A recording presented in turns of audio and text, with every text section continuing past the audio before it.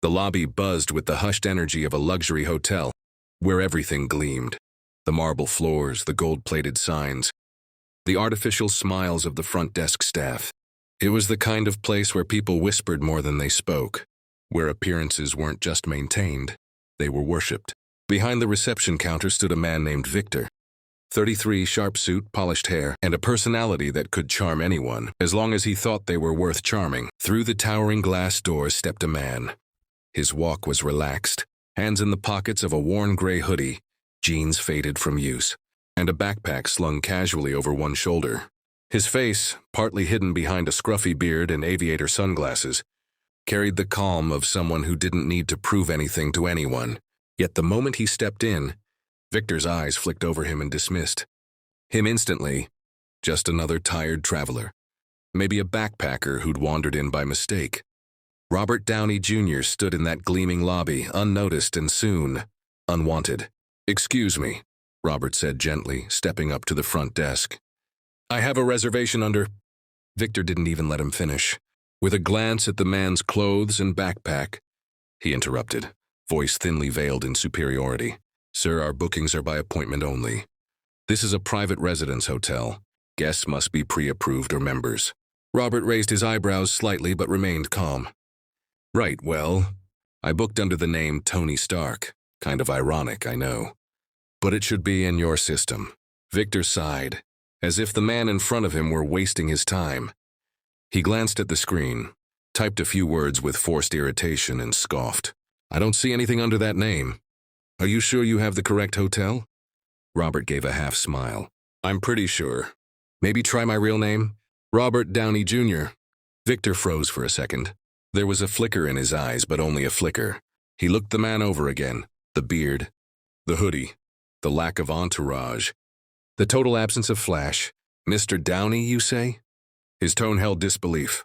"Yes." Victor's fingers moved slowly across the keyboard. "I don't see anything here." "Are you certain this was today?" Robert leaned slightly on the counter. "Positive. Got the confirmation email this morning. Want me to show you?" Victor didn't answer. Instead, he motioned to a female colleague, whispering something behind cupped hands. She glanced over at Robert, then back at Victor. Whatever she said, it made Victor stiffen slightly, but he still turned back with the same arrogance in his voice. "Look, sir," he said, "we get a lot of people pretending to be someone they're not, especially here in LA. If you don't have the booking, I'm afraid I can't let you in." Robert stared for a moment, quiet. A small part of him thought about revealing everything right there, calling the hotel manager, pulling out the name of the investor who owned half the hotel chain, reminding this smug front desk clerk who he was speaking to. But another part of him, the wiser part, whispered, "Not yet." He took a breath. "I'm not pretending," he said quietly. "And I'm not angry, just disappointed." He turned and walked away, his boots making soft sounds against the polished floor. Behind him, Victor smirked, shaking his head. "What a weirdo," he muttered. "Trying to pull that Tony Stark stunt. You believe that guy?"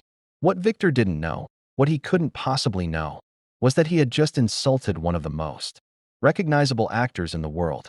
Not because Robert wanted recognition, but because someone chose to judge before listening. Robert stepped outside.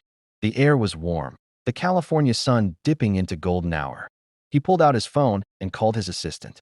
"Hey," he said calmly, "you mind calling the hotel manager for me? I think there's been a fun little mix-up." That night, as the hotel lights glimmered against the skyline, Victor received a call on the staff phone. "The general manager wants to see you." Now, Victor straightened his tie, confused.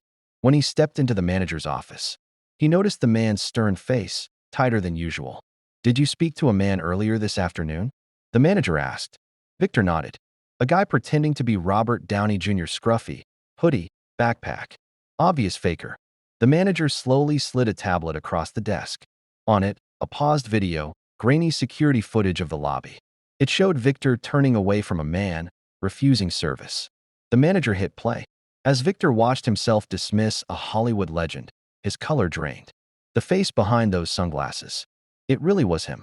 "Oh my God," Victor whispered. "Oh my God, indeed," the manager said coldly. "You insulted Robert Downey Jr., you mocked him. And we've had 100 calls in the last hour because his assistant posted a tweet. The tweet was simple. Sometimes it's fun being invisible. Got insulted today by a guy who didn't know me. Keep judging books by their cover. One day you'll be handing out bookmarks. The internet exploded. People were furious. News outlets picked it up within minutes. Fans demanded accountability. Celebrities chimed in with their own experiences of being judged in disguise. The story spread like wildfire, not because Robert was mad, but because he had shown restraint. Humility. Victor was suspended pending review. And Robert? He was offered the presidential suite, an apology letter, and a fruit basket that looked more like a jungle centerpiece. He turned it all down. "I don't need a suite," he said. "I just wanted to stay like a regular guest." As the story rippled, a deeper question surfaced among people, watching from all over the world. How many people had they misjudged in their own lives? How many times had someone walked into their life quietly, without fanfare, and they had missed the opportunity to connect? All because that person didn't look the part? What Robert had done was not just about humility. It was about showing that power doesn't always shout. Sometimes it walks in quietly, asks for a room, and when denied, walks away with dignity. The next morning, headlines across major news platforms screamed with one voice. Not in anger, but in awe. Robert Downey Jr. insulted at hotel, responds with grace, not ego. Iron Man humiliated, internet reacts. A-lister turned away like a nobody. His response teaches a masterclass in character. But while the media made noise, Robert quietly went on with his day. He checked into another hotel, not grand, not known for celebrity guests, but warm. A family-run boutique hotel with fewer marble floors and more heart. The front desk manager, an older woman named Margaret, had no idea she was speaking to Robert Downey Jr. when he arrived, wearing the same hoodie and same jeans. But the difference was immediate. "Welcome, sir," she said with a genuine smile. "Long trip?" Robert smiled back, subtly. "You could say that." "Well, you're in good hands now. Let's get you settled." She never asked who he was, never checked to see what shoes he wore. She only cared that someone had walked through her doors and trusted her establishment. Robert was given a modest room with a city view, a cup of chamomile tea, and a warm towel for his hands. He sat on the bed, closed his eyes for a moment, and let the silence speak louder than any Hollywood applause. Meanwhile, Victor's life was unraveling. The hotel had launched an internal investigation. A public statement was released, but it only made things worse. Every word felt like damage control, not remorse. The truth was raw and public. A man judged another not by character, not by kindness, not even by courtesy, but by how rich he looked. And it backfired. Robert's tweet was shared over 6 million times within 24 hours. Celebrities, athletes, musicians, and everyday people shared their own versions of being underestimated. Women in tech ignored in meetings. Young men in thrift store suits overlooked during job interviews. Elderly people spoken down to. The story had become something bigger than just Robert Downey Jr. It had become a mirror. A week later, Robert received a handwritten letter from Victor. It was hesitant, shaky in tone. "Mr. Downey, I know there's no way to undo the embarrassment I caused. I acted like a gatekeeper instead of a host. I forgot that behind every face is a story, and I didn't give you the respect every human deserves. If it's not too late, I'd like to apologize, not just because of who you are, but because of who I wasn't that day. Victor." Robert read it twice, then set it down. He wasn't angry anymore. In truth, he never had been. What struck him was not Victor's mistake, but the evolution it had sparked. He replied with just 4 lines. "Dear Victor, the day we stop making mistakes is the day we stop growing. Let this one make you better. No hard feelings. R." Victor never expected a reply. When he got one, he cried for a full minute in the hotel storage room. Not out of shame, but relief. A man he had disrespected had offered grace instead of revenge. The hotel offered Robert a lifetime membership multiple times. He declined every offer. "I wasn't there for luxury," he told them. "I was there to see if kindness had a price tag." People talked. The news cycle moved on. But the story lingered. On blogs, on college essays, in conversations between parents and children, in leadership trainings. One high school in New Jersey even turned it into a theater performance about humility and redemption. Robert was back on set a month later, working on a small independent project that no one expected from a man of his stardom. It was a film about a janitor who quietly changed the life of a millionaire. The irony didn't escape him. One afternoon during filming, a young production assistant hesitated before handing him a water bottle. "Hey, Mr. Downey," she asked nervously. "Yes," he smiled. "Can I just say, that hotel thing? It changed how I treat people. I used to assume stuff too fast. I don't anymore. So thank you." He looked at her gently. "That means more than you think." And it did. Because the real story wasn't that Robert Downey Jr. was insulted. It was that he chose dignity over drama. That he reminded the world you don't have to shout your worth. And that sometimes, even superheroes wear hoodies and walk in alone. 2 weeks had passed since that strange day in the hotel lobby. Yet the ripples had not stopped. Talk shows were dissecting the story not for gossip, but for meaning. What made it so gripping wasn't the celebrity name. It was the way the moment peeled back. A layer of society, exposing the quiet but persistent prejudice of appearances. Robert Downey Jr. wasn't campaigning for sympathy. He had nothing to prove. But by staying silent about his identity until the insult had already happened, he'd held up a mirror to everyone else, and they were forced to look. While the story bloomed online, Robert remained detached from the chaos. He took walks, visited bookstores, and explored neighborhoods most celebrities never set foot in. One morning, at a street vendor near Venice Beach, an older man selling books recognized him, but didn't make a scene. "You know, I always liked you, kid," the man said while wrapping up an old paperback copy of The Count of Monte Cristo. "Not just because of the movies, but because you came back. Most don't." Robert nodded, understanding the reference. The man was talking about Robert's public fall from grace years ago, the drugs, the arrests, the nearly lost career. But he'd risen. He didn't pretend it didn't happen. He wore it like armor. Robert asked the man's name. "Manny," he said. "Used to be a teacher before I got priced out of the system. Now I sell books. Cheaper to talk to paper than to lawyers." They laughed. Manny didn't ask for a photo. He didn't ask for a shout-out. He just asked Robert what book had changed his life. He thought for a second. Probably The Alchemist. "Reminded me that every journey, even a painful one, has purpose." Manny nodded with a kind of wisdom that only comes from being broken and rebuilt. And sometimes, we're someone else's test. That stuck with Robert. Later that evening, while lying in bed, he couldn't shake the thought. Had he been a test for Victor? Had his calm reaction triggered a deeper reflection? Not just in that man, but in hundreds, maybe thousands of people? Not all lessons come from harsh words.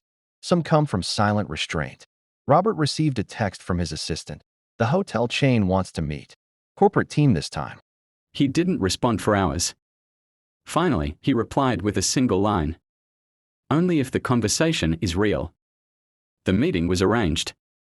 Not at the same hotel, but at a neutral space, a modern conference room, with glass walls and espresso machines.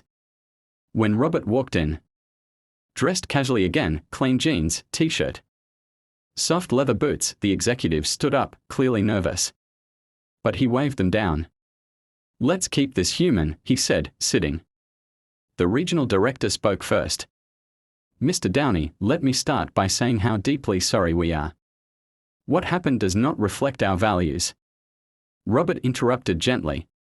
"Can I ask you something?" "Yes." "If I weren't famous, if I were just a man with a hoodie and a reservation, would we be having this conversation right now?" The room went quiet. One of the marketing heads, a younger woman, spoke up. "Honestly, probably not. And that's the problem." Robert nodded. "Exactly." They listened as he spoke, not as an actor, but as a man who had been treated like a ghost in plain sight. He wasn't angry. He didn't threaten lawsuits or demand compensation. Instead, he proposed something unexpected. "Let's create a hospitality training program," he said.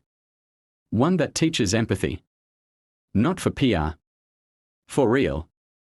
Teach your staff not just how to treat VIPs, but how to treat the invisible. The man carrying suitcases who might own the building. The woman in sweatpants who might be saving for her first real night out.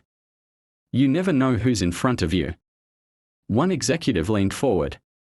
"Would you be part of it?" "I'll fund it," Robert said. "I'll put my name behind it. But I won't be the face." Find 100 people like Victor, train them. Redeem them, teach them to see people again. That's what I want.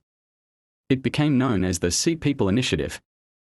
Within 3 months, over 9,000 hotel employees had taken part in workshops led by educators, psychologists, and people from all walks of life. They weren't taught how to recognize celebrities.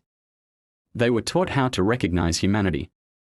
Victor himself volunteered to speak at one of the first sessions. Standing in front of a group of young recruits, he was nervous, palms sweating. He began, "I judged a man because of his hoodie. I assumed I was better because of my tie. I was wrong. And the person I judged turned out to be the most gracious individual I've ever met." He shared the whole story. Not to shame himself, but to illuminate a path forward. Many in the audience had tears in their eyes. Some clapped. Others hugged him after the session ended. The initiative spread beyond hotels. Restaurants, airports, retail chains reached out to adopt the curriculum. What started as an insult had become a global movement, one rooted not in scandal, but in humility. Robert watched it unfold from a distance. He didn't center himself in the narrative. He rarely gave interviews about it. But behind the scenes, he helped design the curriculum, spoke to trainers, funded scholarship programs for underprivileged youth to join the hospitality industry. And in all of this, he never once asked for recognition. Because the lesson wasn't about him. It was about all the people who are unseen every day, in every corner of the world. The world had moved on, as it always does. Another scandal, another trend. Another moment of digital rage swept across the timelines. But something about this story stayed, not loudly, but like a whisper that wouldn't go away. Teachers shared it with students. Therapists referenced it in sessions about perception. Social workers used it to teach children the difference between recognition and respect. And in the quiet corners of Los Angeles, where people rarely looked up from their phones or their image-driven routines, there were subtle shifts. A young valet at a Beverly Hills hotel helped an elderly man out of a beat-up sedan, without assuming he was in the wrong place. A receptionist at a law firm offered a warm smile to a man in a janitor's uniform, only to discover later he was the building's new owner. People were beginning to look beyond the surface. It wasn't perfect, but it was something. Robert remained mostly quiet in public. His interviews avoided the incident. He kept acting, kept producing, but his downtime was more meaningful now. He began frequenting a local shelter, not as a donor or a sponsor, but just as a visitor. He sat and listened. Listened to stories from veterans, single mothers, teens kicked out by their families. One young man named Jerome struck a chord. He was 22, sleeping in his car, working nights at a 24-hour grocery store. He had a calm voice and smart eyes. He talked to Robert without once realizing who he was. "You ever feel like people only look at you when you've got something to offer?" Jerome asked one evening as they sipped coffee from paper cups. "All the time," Robert said, smiling. Jerome laughed. "Well, I got nothing. So I guess I'm invisible." Robert leaned forward. "No, man. You've got you. And that's something a lot of people wish they hadn't lost." He handed Jerome a number, a friend who ran a job program for homeless youth. Didn't say he'd make any calls. Didn't promise anything. Weeks later, Jerome was working a better job. Had a place to stay. Still didn't know he'd spent an hour pouring his soul out to Iron Man himself. That was the point. Back at the hotel chain, the See People Initiative had become something corporate couldn't quite control anymore. It was no longer just a training module. It had turned into a movement. Employees were sharing their own stories. One front desk worker talked about a time he ignored a woman in a simple dress who later turned out to be a diplomat's wife. Another revealed she once treated a man rudely because he spoke with a stutter, only to discover he was a guest lecturer on neurodivergence. These weren't confessions made in shame. They were made in the light of growth. Victor had changed too. He'd been offered his job back with better pay, more responsibility. But he turned it down. I think I need to earn it somewhere else first, he said. Someplace where I'm not being watched. Where I can prove to myself I'm different. He began volunteering at shelters. Started working part-time at a non-profit hotel that offered internships to those from underserved communities. He no longer saw people as categories, he saw stories. One day, while heading home, he received a letter in the mail. No return address. Just a wax-sealed envelope and inside, a note written in neat black ink. We all wear masks. The kind that shine, the kind that protect, and the kind that hide. You learned when to take yours off. Thank you for not wasting the lesson. RDJ. Victor didn't cry this time. He smiled. Then walked outside, the sky wide above him, ready to meet the world again. As for Robert, life continued. But his view of fame had sharpened.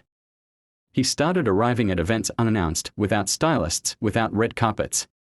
Not out of protest, but as an experiment. He watched who held the door open, who looked through him. Who gave respect without expecting anything back. He wasn't bitter. He was curious. One evening, at a charity gala, he arrived in a simple black suit, no entourage. Just him. A young usher stopped him at the entrance, unsure. Are you with someone? She asked politely. Robert smiled, the corner of his mouth curling slightly. I'm solo. She looked him up and down. Recognition flickered not from his face, but from his eyes. Wait, she said. Are you? I'm whoever you think I am, he teased. The usher chuckled. You're the guy from the hotel story, aren't you? Maybe, he winked. She waved him through.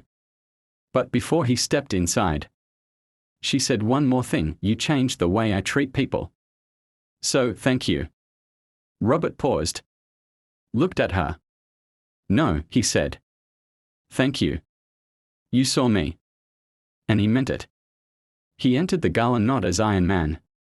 Not as a star, but as a man who knew the real power wasn't in being recognized. It was in choosing to recognize others.